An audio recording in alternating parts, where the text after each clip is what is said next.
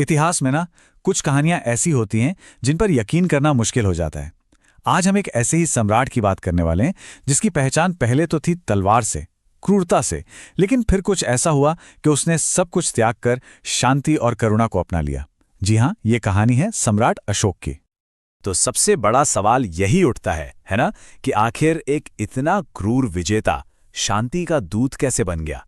मतलब एक ऐसा सम्राट जो अपने साम्राज्य के लिए किसी भी हद तक जा सकता था, वो अचानक से पूरी दुनिया में अहिंसा का सबसे बड़ा पैरोकार कैसे बन गया। यही वो पहेली है जिसे आज हम सब मिलकर सुलझाने की कोशिश करेंगे। तो चलिए कहानी की शुरुआत करते हैं अशोक के जीवन के उस पहले दौर से, जब उन्हें चंड अशोक के नाम से जाना जाता था।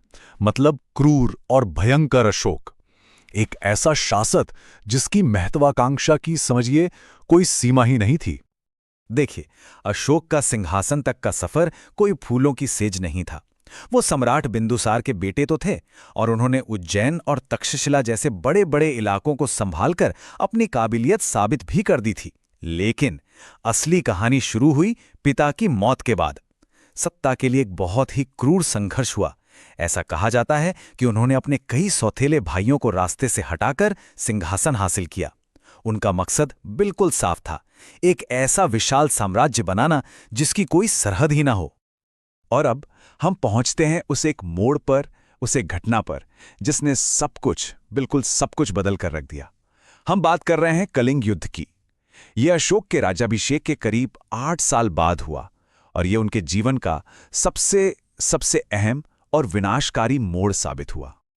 तो साल था 261 ईसा पूर्व। अशोक ने अपनी विशाल सेना के साथ कलिंग पर हमला कर दिया।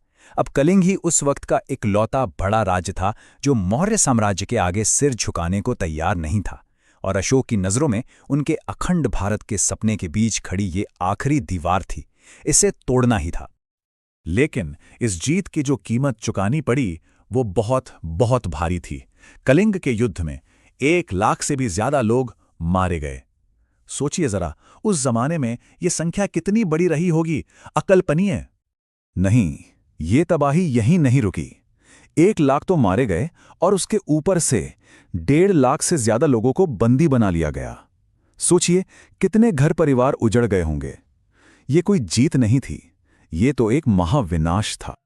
और जब अशोक ने अपनी आंखों से युद्ध के मैदान पर वो मंजर देखा, चारों तरफ फैला खून, लाशों के ढेर, तो पहली बार चंड अशोक अंदर से हिल गया। जीत का जश्न तो दूर की बात थी, उनका दिल गहरे पछतावे और अपराध बोध से भर गया। और बस यही वो पल था जिसने अशोक को हमेशा हमेशा के लिए बदल दिया। तो इसी उथल-पुथल से, इसी पछतावे से जन्म हुआ एक बिल्कुल नए अशोक का। अब हम कहानी के दूसरे हिस्से में चलते हैं, जहां चंड अशोक धम्म अशोक बन जाता है, यानी एक धार्मिक और सदाचारी अशोक।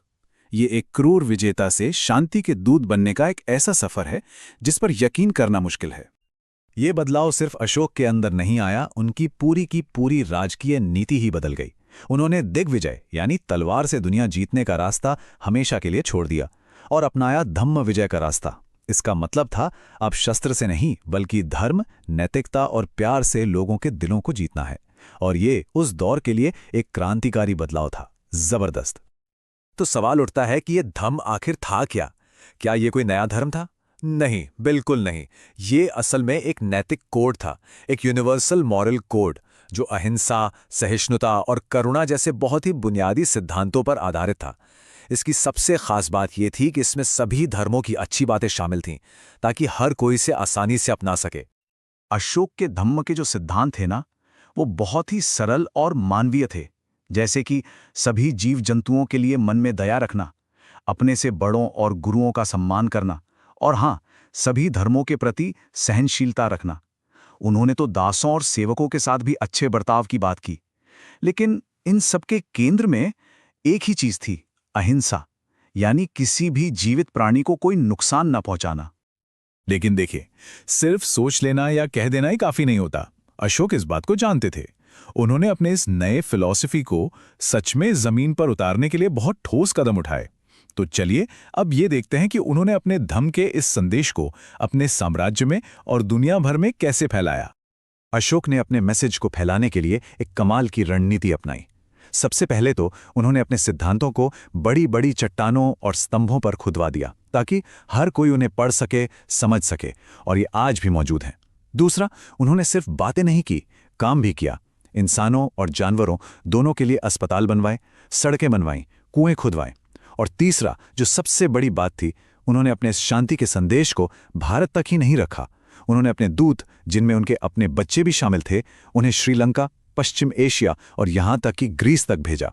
मतलब इस संदेश को इंटरनेशनल बना दिया।